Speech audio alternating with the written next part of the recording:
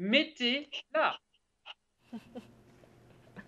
That's exactly what it means. So when they go, oh, mettez-la, mettez-la, oh, mettez-la, and when the whole chorus repeats, mettez-la, that is now, so just do it. Sorry, it's French humor, okay? And sometimes, we need to, we speak a lot about sex, but in a funny way, and it's not something that wants to be hidden. So when he presents Olympia, the doll, okay, Hoffmann is totally fascinated by this woman that he thinks he loves, but in fact he's attracted. As a young guy, when he's looking at this girl, he's attracted by the girl, and he doesn't look at her eyes. Okay, he's more attracted as what she is and what the effect it makes on her. Then he discovers that it's only a toy, that it's only a doll, and it doesn't exist. In the second tableau, Hoffmann discovered true love with Antonia.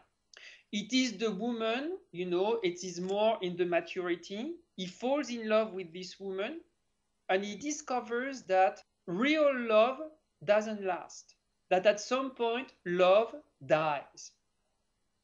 And he is devastated by the news. And to be able to go on and not to be hurt anymore, he turns to the courtesan. He turns to Giulietta, who is a whore. Okay, and he says, I don't want to be hurt, so I'm going to pay. Okay, and he falls in love with her. And as every man who falls in love with a whore, he wants to save her. She doesn't want to be saved. Why do men want to take over the world about saying, I'm going to save you, you're going to come back with me and we're going to be happy. She doesn't care about it. And then he discovered that, life is tough. Life is not easy. And what is difficult for him as the writer is to go through life. So Hoffmann is a journey. This is why I say I would really love to have the woman's point of view on the tales of Hoffmann, to take it from the women's world instead of from the men's world. Because he said that in Stella, he finds all those three girls, but he can't live with her. So what is he afraid of? Because to live with each other as men and women, it's not easy. And we need to accept the other for who this person is and not trying to transform anybody. And that's really why, for us, the Tales of Hoffmann is extremely interesting as a piece, because it really speaks about life. And it's not only pretty music. It's very good and sincere drama.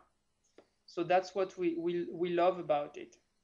Now that you've given us the view of man to woman, and now talking about your production vis-a-vis this explanation, in Act 1, the doll, Olympia, is given an opera buffa treatment. She is very funny, she's very mechanical, she's very exaggerated.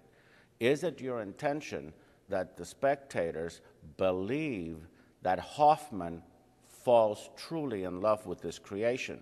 Or is there a little bit of alienation in the fact that she is so unrealistic and such a funny mechanical character?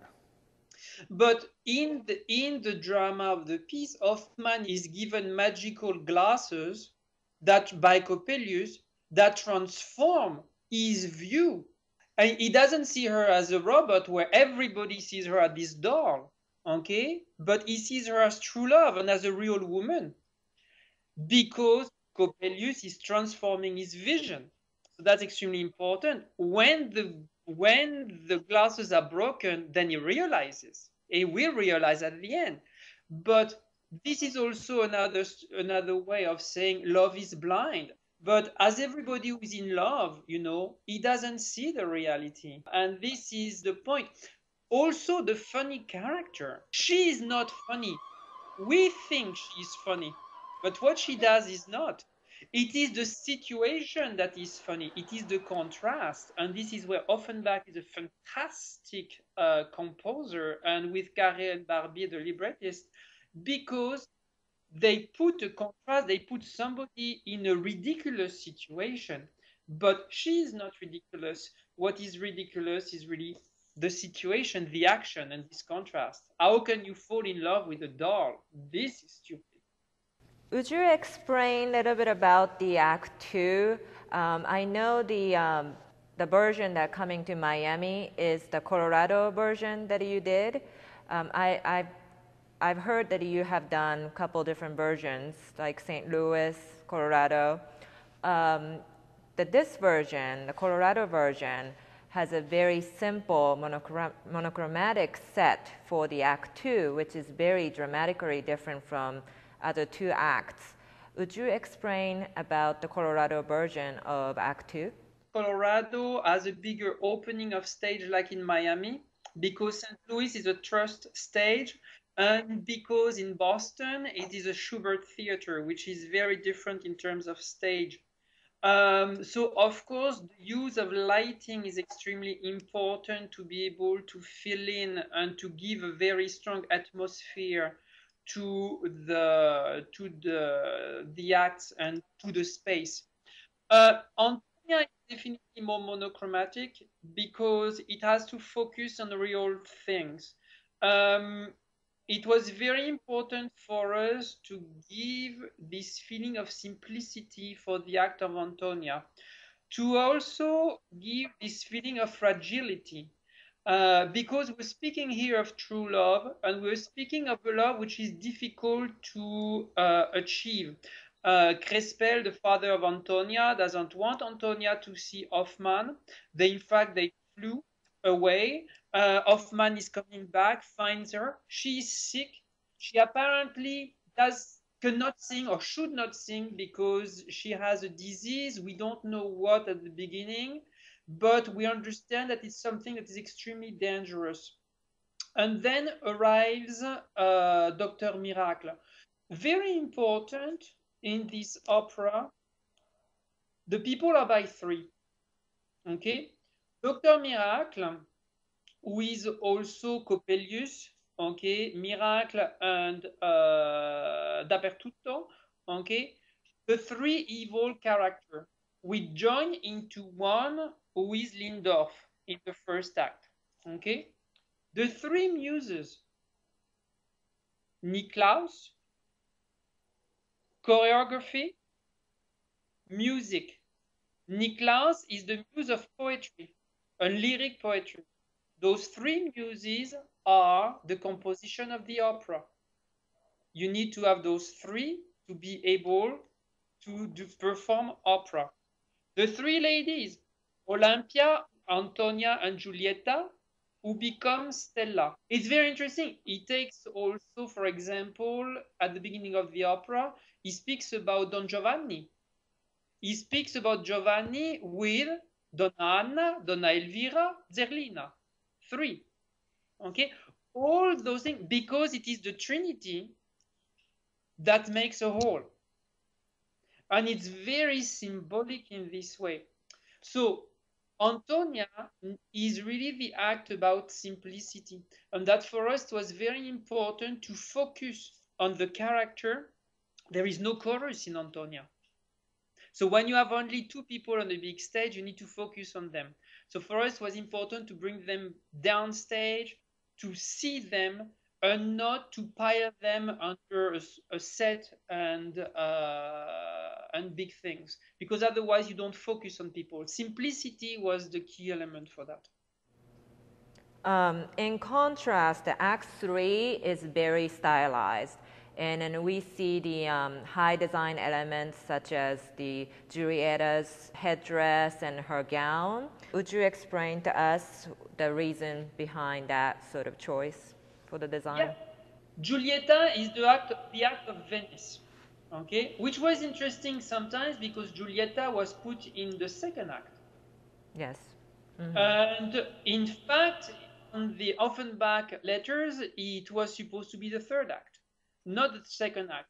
But Raoul Gainsbourg, who was the director of Monte Carlo and who was the owner of the castle of Cormatin, who even rewrote some parts, because everybody rewrote Hoffmann, had put it in the second act, which for us makes no sense because he was thinking that Antonia was the strongest act. I also believe it. I also believe that it is a very well written act, very well formatted, and it's great for the audience. A big piece of drama, and musically, it is maybe the strongest. But dramatically, it makes no sense because if you finish with Antonia, who is Giulietta? There is no progression in this because Hoffmann shows such a level of desperation that it needs to have lost something to arrive with this emotion in the third act.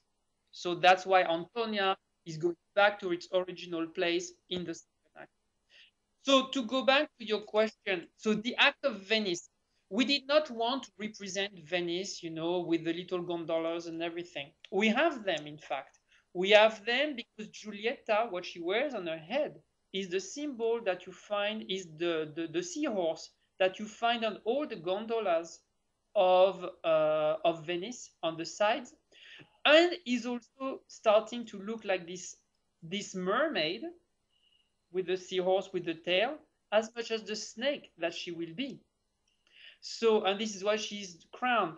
For us, it was important to focus on the people. So this is why the costume have been created in a very elaborated way to make sure that we look at the singers and not the decoration. Because it's very easy in Hoffmann to put, curtains and things, and you can pile singers under million of things. For us, the drama is good, the music is good. There's no reason to hide it. So it was really to put things in a more simple way in terms of set, but to really focus on the people in the costumes. So what we do, because we keep the whole set is done with stairs and doors and windows. It's like an Escher drawing, you never know if you're going up or down. You never know if you're going right or left or where it's going to lead you. Like with the score of Offenbach, because you don't know where he wants you to go. So it was important for us to have the distinction in the different acts through the costume. And this is why we've put so much emphasis on those costumes, and especially Giulietta, which is a richer act. This is why when we see Giulietta first, she's into this diamond case circle, and with all the mirror that is reflecting her in thousands of little reflections. Thank you very much, Mr. Doucet. It's been very enlightening, and we look forward to seeing the production here in Miami and for your visit. Thank you very much. I look forward to come to Miami too. It will be much warmer than Montreal, that I can assure you. Absolutely. Thank you. Okay. Thanks. Thank you. And thank you for joining us.